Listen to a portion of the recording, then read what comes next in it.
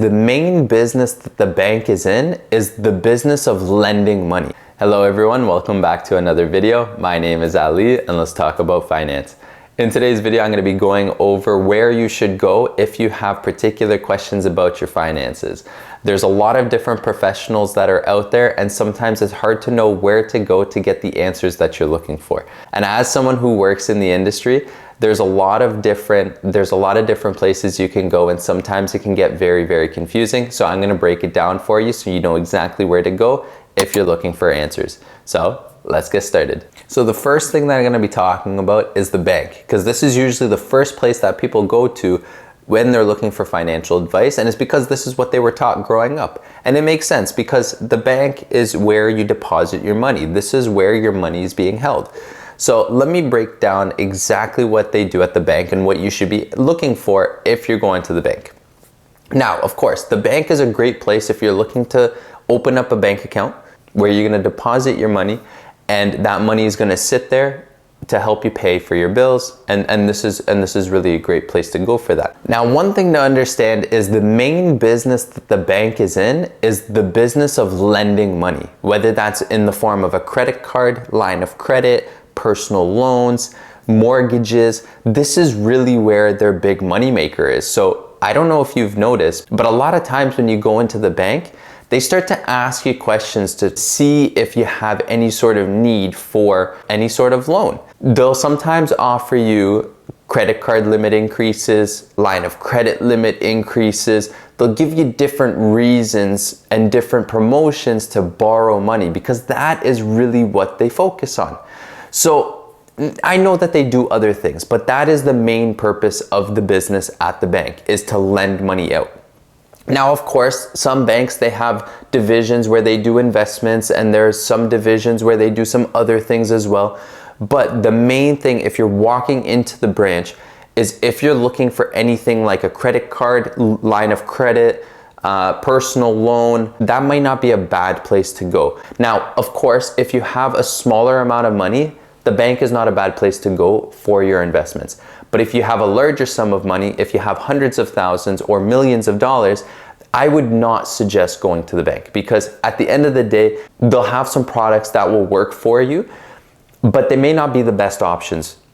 So what I would suggest is if you're looking for investment advice, the best place to go is either investment advisors, wealth managers, or financial planners.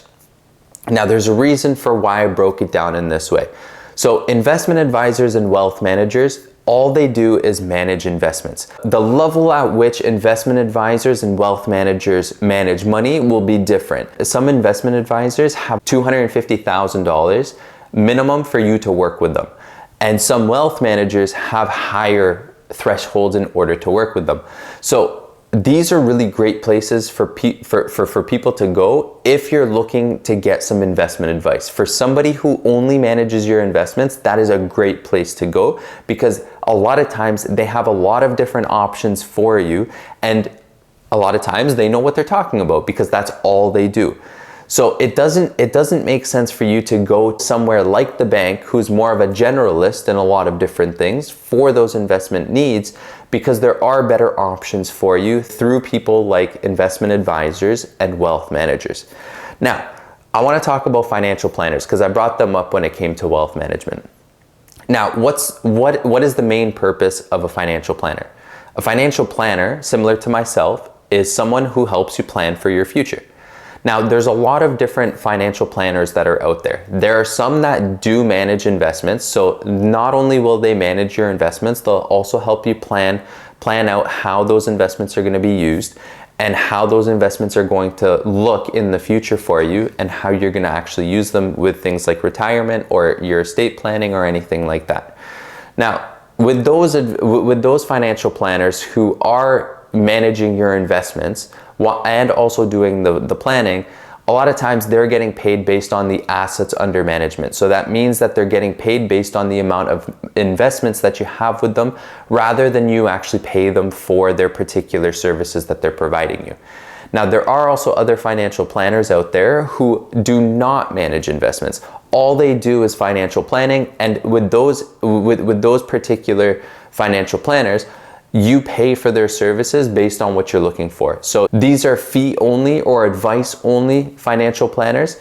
And these people, because they don't offer any products, a lot of times they will give you the best unbiased advice. However, you do have to keep in mind that you are paying for the services that they're providing you, which is a very different structure than the other types of financial planners. Okay, so now that we've talked about investments, I want to go back to mortgages. Now, the one thing to keep in mind with mortgages, you don't have to go to the bank for a mortgage. There's actual mortgage brokers that are out there that will actually shop around with the different mortgage lenders for you and provide you with the best option available. These mortgage brokers will do the hard work for you. They will do the heavy lifting and search for the best solution for you for your mortgage.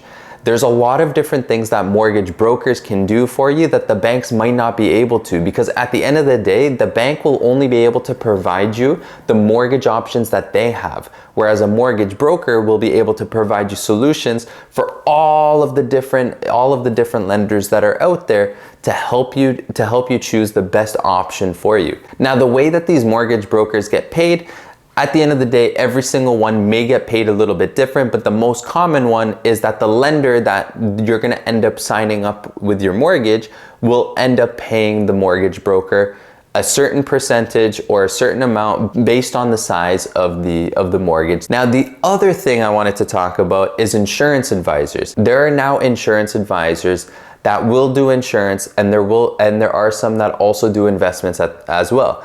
Now, this is possible because the actual insurance license that you're required to get does have an investment portion to it, which will allow you to sell things like segregated funds, which is essentially the insurance version of a mutual fund, and annuities as well. Now, the reason I would ever talk to an insurance advisor or an insurance broker is for your insurance needs.